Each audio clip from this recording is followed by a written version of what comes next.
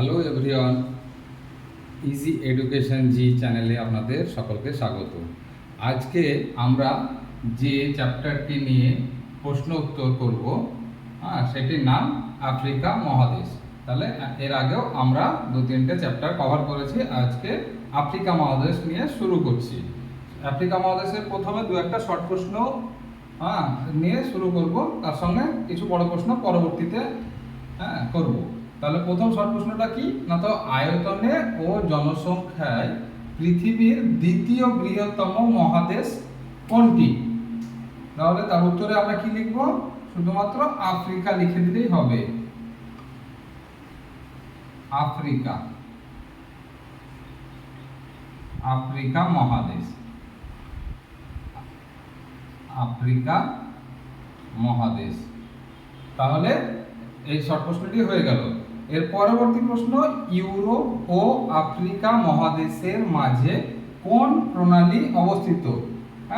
এই দুটো মহাদেশকে আলাদা করেছে কে না, তো যে প্রণালীটা তার নাম হচ্ছে জিব্রাল্টার প্রণালী।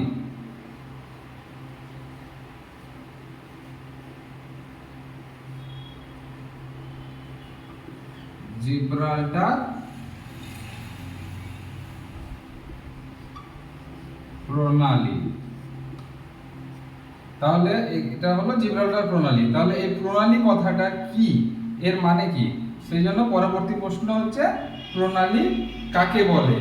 তাহলে তার উত্তরে আমরা কি লিখব না, তো দুটি বড় জলভাগ, দুটি বড় জলভাগ যেমন সাগর,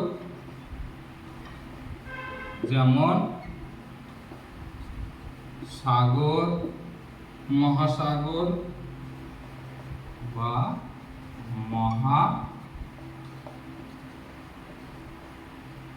মহাসাগর যুক্ত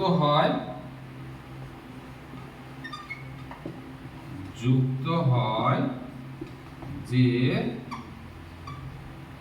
সংকীর্ণ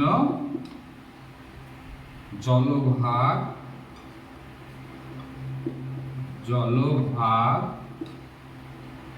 দ্বারা তা হলো প্রণালী।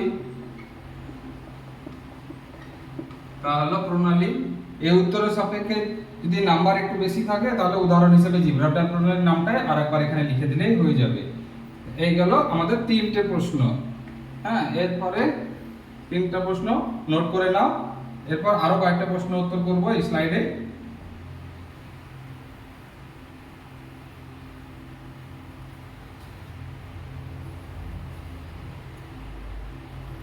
তো 4 নম্বর প্রশ্ন হচ্ছে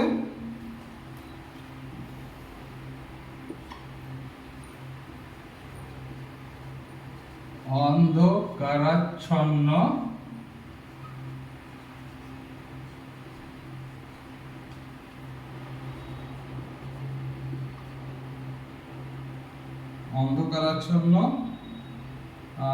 এটা না লিখে আমরা যদি বলে অন্ধকারাচ্ছন্ন মহাদেশ কাকে বলে, তাহলে লিখবে আফ্রিকা মহাদেশকে।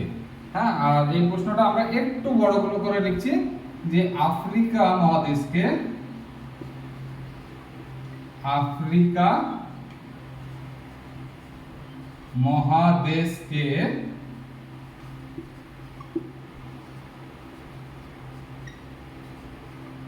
অন্ধকারাচ্ছন্ন মহাদেশ বলা হয় কেন? তাহলে একটা প্রশ্নে আমাদের দুটো প্রশ্ন কভার হয়ে যাবে। এক, অন্ধকারাচ্ছন্ন মহাদেশ কাকে বলে? যদি এইরকম প্রশ্ন থাকে 1 নম্বরের ক্ষেত্রে, সেই ক্ষেত্রে বলবে আফ্রিকা মহাদেশকে। আর যদি একটু বড় প্রশ্ন হিসেবে দেয় যে আফ্রিকা মহাদেশকে অন্ধকারাচ্ছন্ন মহাদেশ বলা হয় কেন, তখন এই উত্তরটা, যে উত্তরটা আমি এখন করব সেই উত্তরটা লিখবে। তো পৃথিবীর, তাহলে শুরু করি। পৃথিবীর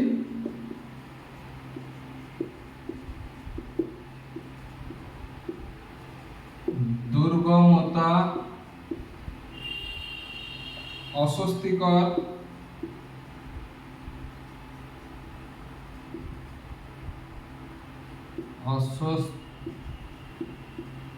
অস্বস্তিকর উষ্ণ ও আর্দ্র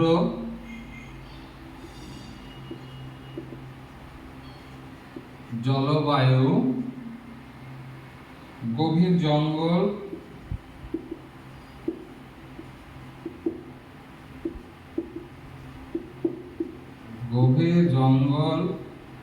ও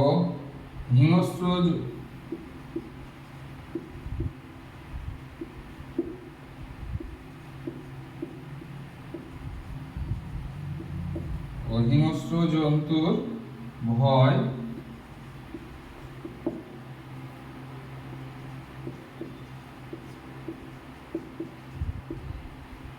ইত্যাদি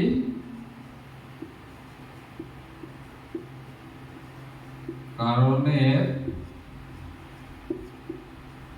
জন্য বহুদিন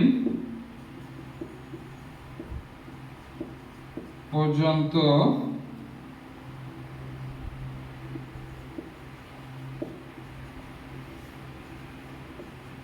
আফ্রিকা মহাদেশ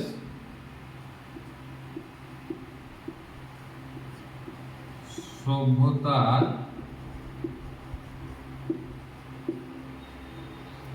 আলো, আফ্রিকা মহাদেশে সভ্যতার আলো এসে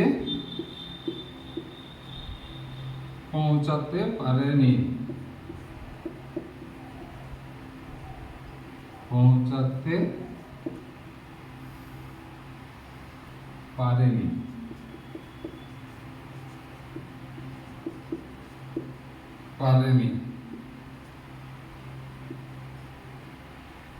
এই জন্যই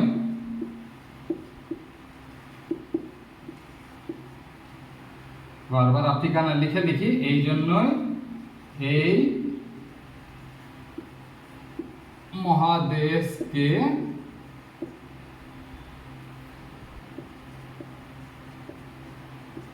অন্ধকারাচ্ছন্ন মহাদেশ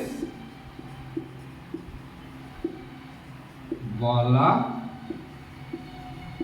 হয়। তাহলে এই গেল আমাদের এই প্রশ্নটার উত্তর। পৃথিবীর দুর্গমতা, অস্বস্তিকর উষ্ণ ও আর্দ্র জলবায়ু, গভীর জঙ্গল ও হিংস্র জন্তুর ভয় ইত্যাদি কারণের জন্য বহুদিন পর্যন্ত আফ্রিকা মহাদেশে সভ্যতার আলো এসে পৌঁছাতে পারেনি। এই জন্যই এই মহাদেশকে অন্ধকারাচ্ছন্ন মহাদেশ বলে। এইগুলো একটু ইলাস্ট্রেটিভ, মানে একটু বড় করে উত্তরটা লেখা হলো। এরপরে আরেকটা ছোট প্রশ্ন এখানে হয়ে যাবে।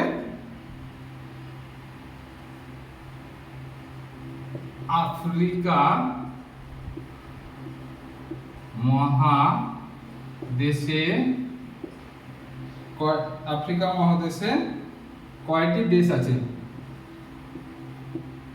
কয়টি দেশ আছে? তাহলে এর উত্তরে কি লিখবো? শুধু সংখ্যাটা লিখে দিলেই হবে না, তো 56টি দেশ আছে। এই গেল 5 নাম্বার প্রশ্ন। 5-এর পর আরো একটা ছোট প্রশ্ন আমরা এখানে এই স্লাইডেই কভার করব।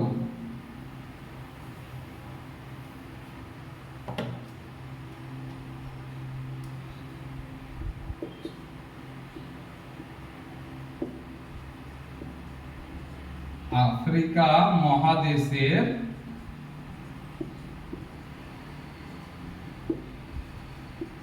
কয়েকটি বিখ্যাত শহরের নাম লিখো। বিখ্যাত শহরের নাম লেখো। এটা আরেকটা ছোট প্রশ্ন, তাহলে তার উত্তরে কি লিখব? কায়রো। কায়রো এটা একটা শহর, খুবই নামকরা শহর। তারপর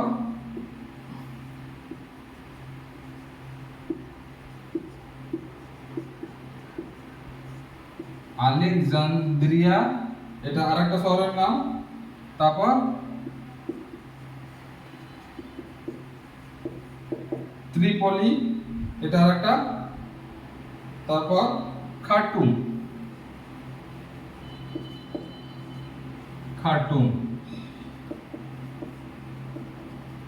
এটা হচ্ছে ইত্যাদি। হ্যাঁ, এরকম আরো অনেক শহর আছে, তার মধ্যে এগুলো বেশ নাম করা কয়েকটি শহরের নাম এখানে আমরা লিখলাম। আর একটা প্রশ্ন ছোট্ট করে এই স্লাইডে কভার করব।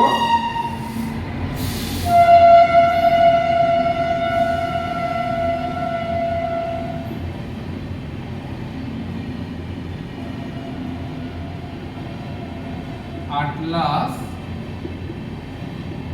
পর্বতমালার সবচেয়ে উঁচু শৃঙ্গ কি, বা সর্বোচ্চ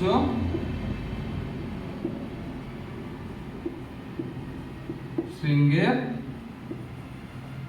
নাম কি? আফ্রিকা মহাদেশের খুব পরিচিত এবং নামকরা একটা পর্বত হচ্ছে আটলাস। সেই পর্বতমালার সর্বোচ্চ শৃঙ্গের নাম কি? তো সেটা উত্তর কি? তো মাউন্ট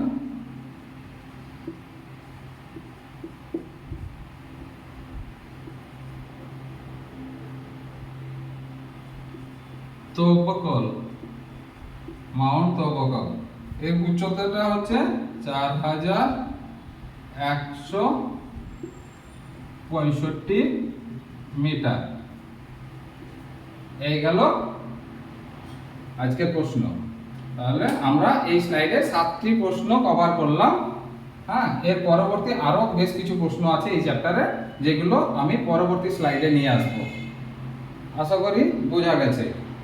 ভালো লাগলে চ্যানেলটিকে লাইক করে দিও এবং সাবস্ক্রাইব করো, আর পারলে ফরওয়ার্ড করে দিও বাকি বন্ধুদেরকে, যেন তারাও এই প্রশ্ন উত্তরগুলো করতে পারে। ধন্যবাদ।